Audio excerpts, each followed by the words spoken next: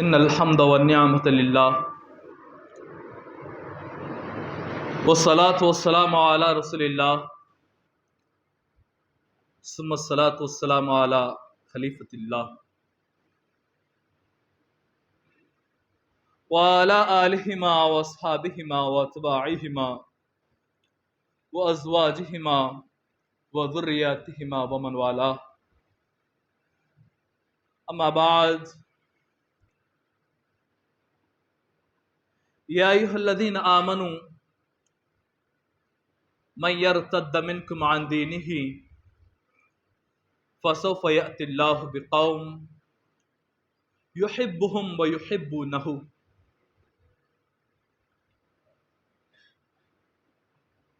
أذلة على المؤمنين أعزة على الكافرين يجاهدون في سبيل الله ولا يخافون لومة لائم. اما بعد، حاضرین محترم،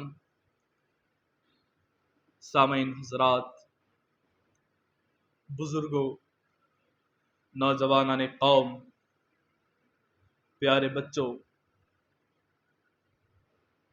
اور پس پردہ سماعت کرنے والی معزز خواتین، السلام علیکم ورحمۃ اللہ وبرکاتہ۔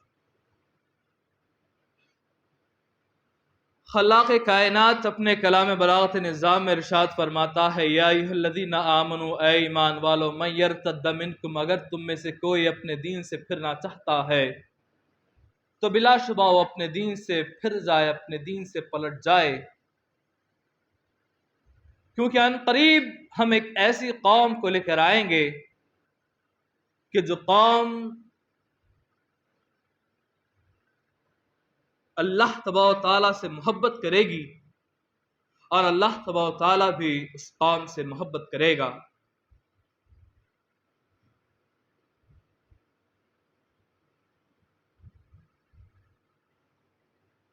حاضرین محترم، خلاق کائنات فرما رہا ہے، اگر تم میں سے کوئی ارتداد کرے، کوئی اگر سرکشی کرے، کوئی اگر غلط راہ کو اختیار کرتا ہے اور یہ سوچتا ہے کہ ہم ہی سے ہے جو کچھ بھی ہے، تو گویا وہ یہ سمجھے کہ ہمیں اس کی ضرورت نہیں ہے، ہم ایک ایسی قوم کو لے کر آئیں گے جو قوم سے ہم خود محبت کریں گے اور وہ قوم بھی مجھ سے محبت کرے گی۔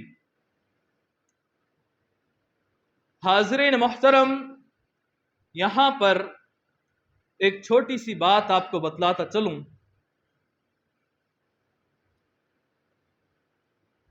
یہ قوم مہدویہ کے تعلق سے یہ آیت آئی ہے چونکہ مہدی موعود علیہ السلام نے فرمایا کہ قرآن میں 18 ایسی آیتیں ہیں جو میری اور میری قوم کے تعلق سے ہے، جن میں سے 9 آیتیں ایسی ہیں کہ جن کا اصل مصداق جو کہ سراسر مجھ ہی پر ہے، اور 9 آیتیں جو ہے میری قوم پر ہے، 9 آیتیں مجھ پر ہیں اور 9 آیتیں میری قوم، میری امت پر ہے۔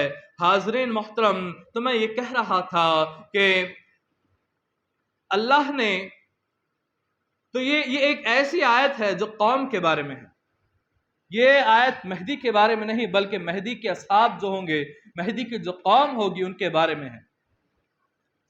حاضرین محترم، قوم کو یہ کہا گیا ہے کہ وہ ایک ایسی قوم ہوگی کہ جس سے میں محبت کروں گا اور وہ قوم بھی مجھ سے محبت کرے گی۔ یہ اللہ تبارک و تعالیٰ نے قوم کو جو ہے لقب دیا ہے۔ اسے ہم اگر آسان معنوں میں، اگر آسان الفاظ میں سمجھنا چاہیں تو سمجھ سکتے ہیں کہ یہ جو ہے ایک لائسنس ہے، اور لائسنس انسان کو کب ملتا ہے؟ چاہے وہ ڈاکٹری کا لائسنس ہو، چاہے وہ گولی چلانے کا لائسنس ہو، چاہے وہ گاڑی چلانے کا لائسنس ہو، جب انسان اس میں مکمل طریقے سے مہارت حاصل کر لیتا ہے اس کے بعد اس کو وہ لائسنس ملتا ہے۔ جب انسان طبی احکامات، ڈاکٹری کے فرائض میں مہارت حاصل کر لیتا ہے، جب جا کر اس کو ڈاکٹری کا لائسنس مل جاتا ہے۔ جب انسان گاڑی چلانے میں ماہر ہو جاتا ہے تو اسے ڈرائیونگ لائسنس دے دیا جاتا ہے، اور جب انسان جو ہے گولی چلانے پر ماہر ہو جاتا ہے، جب اسے انسپیکٹر کا لائسنس دے دیا جاتا ہے، اسے گن چلانے کا لائسنس دے دیا جاتا ہے۔ الغرض وہ ایک عہدہ ہے، یحبہم و یحبونہ، اللہ اس قوم سے محبت کرتا ہے اور وہ قوم اللہ سے محبت کرتی ہے، یہ ایک عہدہ ہے، اور عہدے کے لیے قابلیت کی ضرورت ہوتی ہے۔ ٹھیک اسی طریقے سے میں آپ کو اور مثال کے ذریعے بتلانا چاہتا ہوں کہ کنتم خیر امت اخرجت للناس، کہ تم خیر امت ہو، لوگوں میں سے نکالے گئے ہو، لوگوں میں سے چنے گئے ہو۔ کیوں؟ یہ ایک عہدہ ہے، تم لوگوں میں سے بہت بہترین لوگ ہو، یہ ایک عہدہ ہے، لیکن اس کا کام کیا ہے؟ اس کا کام یہ ہے کہ تم تأمرون بالمعروف وتنہون عن المنکر، اس وجہ سے تم خیر امت ہو کہ تم بھلائی کا حکم دیتے ہو اور برائیوں سے روکتے ہو۔ حاضرین محترم، میں آپ کو بتلانا چاہوں گا، اگر کوئی ڈرائیور ہے اور اس کے پاس لائسنس نہیں ہے اور جسے چلانے نہیں آتی، جسے چلانے نہیں آتی اور وہ لائسنس کا دعویٰ کرے، تو کیا یہ بات صحیح ہو سکتی ہے؟ بالکل نہیں، ہرگز نہیں ہو سکتی۔ اگر کوئی ڈاکٹر ہے جسے علاج کرنے نہیں آ رہا، جس کے پاس کئی سارے فیلڈ کیسز ہیں، اور وہ یہ دعویٰ کرے کہ میں بہت ہی ماہر ایم ڈی اور سرجن ڈاکٹر ہوں، تو خدا کی قسم اسے ہم دھتکار کر ہکال دیں گے کہ جا اپنے فن کے حساب سے بات کر۔ ٹھیک اسی طریقے سے ہم جو ہے خیر امت اسی وقت بنیں گے، ہم خیر امت اسی وقت بنیں گے جب ہم میں امر بالمعروف و نہی عن المنکر کی تاثیر ہوگی۔ اگر ہم میں اس بات کی تاثیر نہ ہو اور ہم یہ کہیں کہ ہم خیر امت ہے، تو یہود اور نصارہ جو ہے ہمارے منہ پر تھوکیں گے کہ جاؤ پہلے وہ صفت پیدا کرو، اس کے بعد دعویٰ کرو۔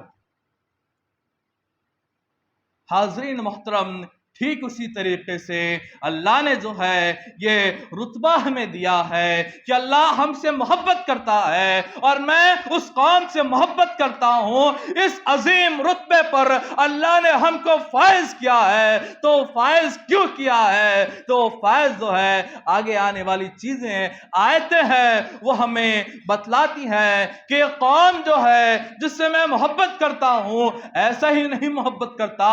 دیکھو یہ قوم کیا کرتی ہے، اذلۃ علی المؤمنین اعزۃ علی الکافرین، کہ یہ قوم ایک ایسی قوم ہے کہ جو مومنین کے ساتھ نرم ہے اور کافروں پر سخت ہے، جن کا رویہ جو ہے وہ مومنین کے ساتھ سخت ہے اور مومنین کے ساتھ نرم ہے، اور کفار کے ساتھ ان کا رویہ سخت ہے۔ وَيُجَاهِدُونَ فِي سَبِيلِ اللَّهِ، اور وہ لوگ اللہ کی راہ میں جہاد کرتے ہیں۔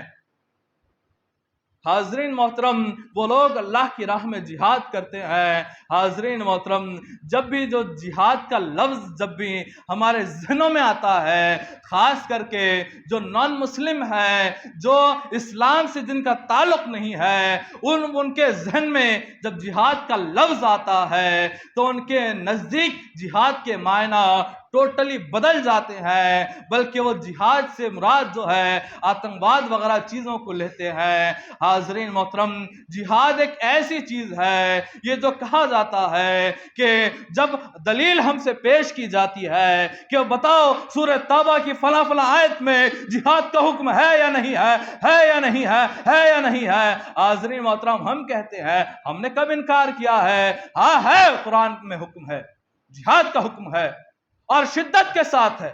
ایسا حکم ہے کہ کفار کو پکڑ پکڑ کر مارو، چن چن کر مارو کافروں کو.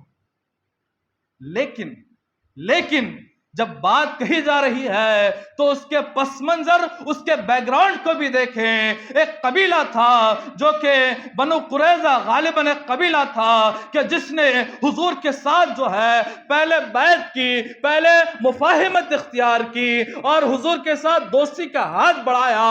اور جیسے ہی ہاتھ بڑھایا اور حضور جو ہے جیسے ہی ہاتھ بڑھایا حضور کے ساتھ دوستی اپنا لی. دونوں دوست تھے. پھر جب حضور ایک جنگ پہ گئے اور یہ قبیلے نے جو ہے بغاوت کر دی اور اس قبیلے نے جو ہے وعدے کو توڑ دیا اور اس قبیلے نے جو ہے ہم سے بغاوت کر دی. اس وقت جو ہے وعدہ خلافی جو ہے اس وقت بہت بڑی مانی جاتی تھی اور جس کی وجہ سے کہیں صحابہ جو ہے وہ شہید ہو گئے. تو اللہ نے فرمایا کہ ان کو چن چن کر مارو کیونکہ یہ انہی کا حق ہے.